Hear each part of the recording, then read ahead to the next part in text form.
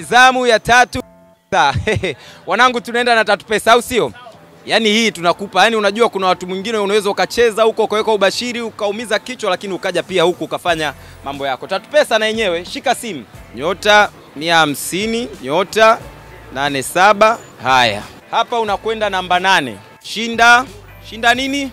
Shinda faster. Umekutana na namba 1, kuna kitu kinaitwa rushapata sio? Lazima hapo. Najua tu. Mimi iko kichwani. Namba 2 tatu pesa. Jamani msiniangushe bana. Tucheze hapa. Lazima nipate washindi leo.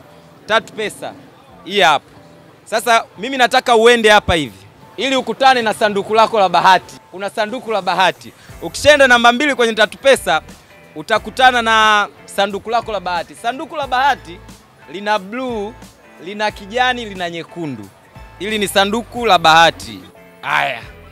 Hapa kuna moja, kuna blue, 2 nafikiri kuna kijani. Alafu 3 kuna nyekundu. Sisi tumebalance hapa, msije mkasema mimi Simba, mwingine mimi Yanga. Blue, sasa hii blue ni yule ambaye anashabikia timu zote.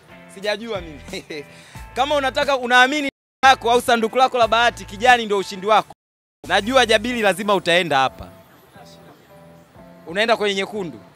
Haya, ukibahatisha sawa. Mwingine ataenda kwenye kijani, mwingine ataenda kwenye blue. Lakini kiasi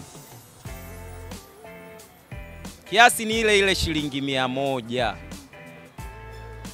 Haya ndio mambo jinsi yalivyo na SportPesa. Sasa hii tunajaribu kuwaelekeza kila tunakopita, kila tunapozunguka ili muone urahisi wa kucheza na SportPesa. Muone namna ambavyo tumerahisisha.